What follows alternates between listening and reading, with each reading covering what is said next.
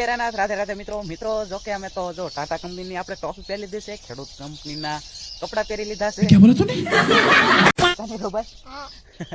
અને જો બાકી તો આપણે વાડી અત્યારે આવતા રહ્યા છીએ અને વાડીની અંદર ઘણા દિવસથી આપણે વ્લોગ પણ નતો બનાવ્યો વાડીનો, એટલે કે ખેતીવાડીનો, અને જો ઘણા બધા પણ વાટવા પણ આવતા રહ્યા છે, ઢાલવા છે, અમુક દાડિયા છે ને એવું. જો તો હાલો અમે પણ હવે તલ વાટવા માટે નીકળી જઈએ કાની રો ભાઈ. અને સકલાનો અવાજ તો જો મીઠો મીઠો મસ્ત મજાનો આવે છે, અને આંબો છે, આપણે નાળિયેરી છે, એ બધું જ તમને વિડીયોમાં પછી દેખાડીશ બપોર સાડા જ્યારે આપણે ફ્રી થયું ત્યારે. અત્યારે તો આપણે તલ વાટવા જવાનું છે, આંબામાં કેરી પણ ઘણી બધી આવેલી છે, એ બધું જ તમને બતાવીશ. તો મિત્રો અત્યારે અમે આવતા રહ્યા છે તલીમાં, અને જો કે આપણે પાસે ઘોડી પણ લાવેલા છે, એવી ઘોડીની જરૂર પડે તો ઘોડીએથી આપણે બ્લોગિંગ શૂટ કરશું. અને બાકી તો જો અત્યારે મસ્ત મજાની આપણી તલી પણ ઉભેલી છે. જો તલમાં ઘણા પણ બહુઢા આવેલા છે. બહુઢા કહેવાય કે આને શું કહેવાતું હોય તમારી ભાષામાં એ જરૂરથી કહેજો, અમે તો આને બહુઢા કહેતા હોય છે. તો જો આવા કાંક આપણા તલ છે મિત્રો. અને હવે મિત્રો આપણે બહુ વાર નથી લગાડવી અને હવે વાટવાનું ચાલુ કરી દેવું છે, કારણ કે ઘણો બધો દી પણ દર સડી ગયો છે, અને એટલે કે મોડું થઈ ગયું છે. અને સામેની સાઈડ આપણા બધા ફેમિલી છે એ બધા વાટે છે, અને આપણે તો સામેની સાઈડથી વાટતા આવીએ છીએ, કારણ કે આપણે વિડીયો શૂટ કરવો તો એટલા માટે. કાની ભાઈ તો હવે આપણે તલી વાટવાનું ચાલુ કરી દીધું છે, તો તમે બધા મ્યુઝિક અથવા સોંગ સાથે બધા આગળ જોતા રહ્યું.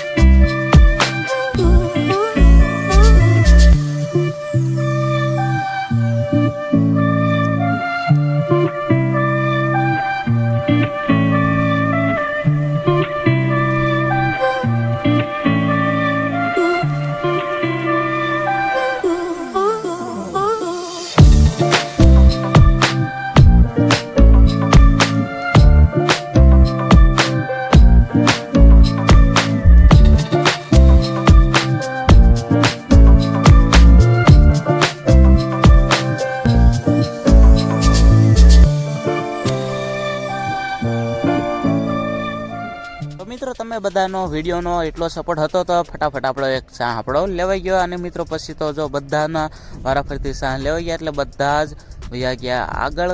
કારણ મિત્રો જો કે આપણા તલ ઘણા ખરા વઢાઈ જશે, એટલે કે 80 થી 85% તલ આપણા વઢાઈ જશે. અને તલ જો આ સાઈડ છે ને એ થોડાક વાટવાના બાકી છે, કારણ કે લીલા છે એટલે બાકી રહેવા દીધા છે. અને પછી મિત્રો 2-3 દિવસ પછી પાછા વાળી લઈશું. અને અત્યારે જો કે આપણા જેટલા તલ વઢાણા છે એ બધાને હવે પૂળા વાળવાના છે, એટલા માટે હવે બધા નાસ્તો પાણી કરવા ગયા છે. એટલી વારમાં કીધું આપણે તમને બધી વાડીને એવું બધું બતાવી દઈએ, તો તમે વિડીયોમાં બને રહીજો. આપણે વાડી ઘણા સમયથી બતાવી નથી. આપણી વાડીમાં આંબો છે, નાળિયેરી છે, ચીકુડી છે, બધું જ તમને બતાવી દો ફટાફટ. પછી તમને આ પાછા આપણે તલીમાં આવીને મળવી. મિત્રો આ છે આપણો પડામાં જે તલી હતી, અને આ છે આપણા વડલો, અને આ નીચે બધા નાસ્તો કરવા બેઠા છે. અને આ છે આપણી રિક્ષા, અને બાકી તો જો અહીંયા છે આંબલી ગોરસ આંબલી છે, અને બાકી આ છે આપણો ગાયનો એનો વાડો, અને આ છે આપણી વાડી પર તો બધું વાવેતર કરેલું, એટલે કે જે ઝાડવા બધા વૃક્ષ વાવેલા છે, ફ્રૂટ ને એવું બધું છે. અને આ બીજું પડું છે આપણું, અને આ પડાની અંદર આપણે ઝાડ વાવેલી છે, અને બાકીનું સામેનું બધું કાકામણ બાપુનું અહીંયાના પડા છે, અને આ આપણું પડું છે, એની અંદર તો ઝાડ છે. અને બાકી તો અત્યારે જો અમે હવે તમને આંબો બતાવવા માટે જઈ રહ્યા છીએ. અને બાકી જો નેવલભાઈ આમથી દોડી આવશે વાડીથી આવ્યા, એટલે કેમ નેવલભાઈ શું કહેવાનું પેલા બધાને? હા જય લેરાના. ક્યાં ગયો તો તું અત્યારે?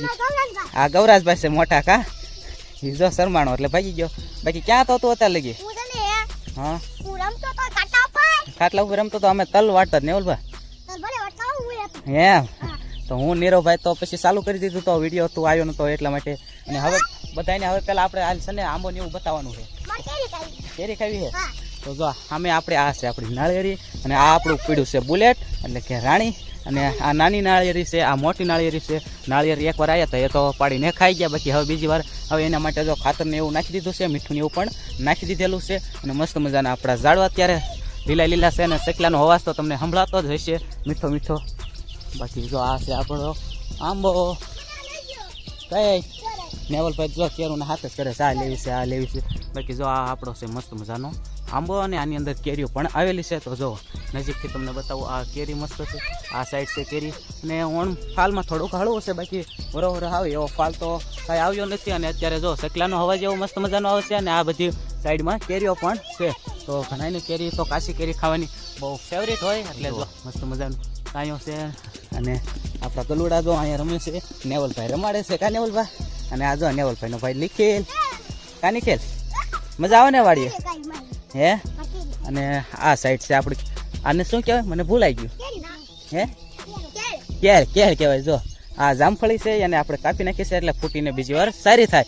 અને આ સાઈડ હાલો દેખાડી દો, આ જાંબુડો ઝલાકા પીડા તને. આ છે આપણી શીકોડી. હજી તો નાની છે ઘણી એવી, પણ શીકું પણ આવી ગયા છે. તો અત્યારે તો હોય કે ન હોય, ખાલી ફાલ આવ્યો છે. કા ફાલ આવ્યો છે અત્યારે. ઉનાળાનો સમય છે તો અત્યારે મસ્ત મજાનો ઠંડો પવન આવી રહ્યો છે ઝાડવાની નીચે. અને આ નેવલભાઈ જો આંબા નીચે કેવા રમતું કરે છે. કા નેવલભાઈ એ પડશે હેઠા ઉતરો.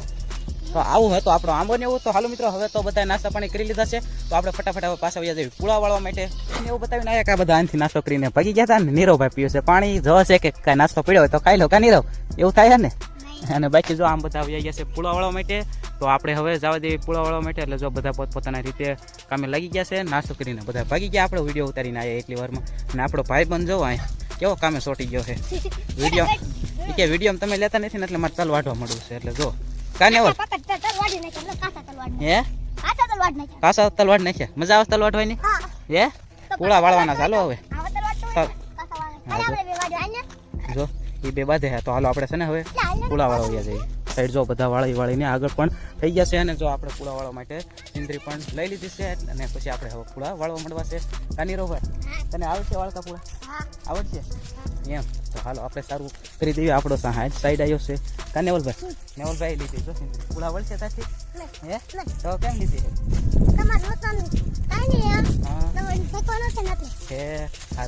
જો આપણે પુલાવ વાળવાનું ચાલુ કરી દીધું છે. તો તમે બધા વિડીયોમાં બને રહેજો. અને હા મિત્રો, થોડાક સમય પહેલા આપણે જે તલ વાઢેલા હતા એને ખેરીને તમને બધા તલ દેખાડવા પણ છે. તો તમે બધા વિડીયોમાં શેઠ સુધી બન્યા રહેજો.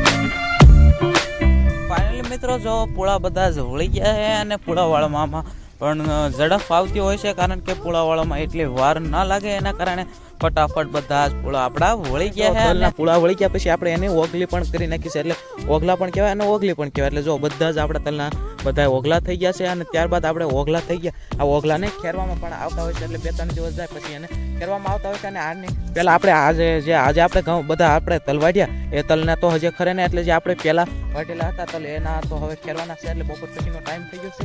અને અત્યારે તો જો આપણે દાળી બધા આવ્યા હતા એ તો બધા જતા રહ્યા છે. બપોર લગીના દાળી આવતા હોય છે.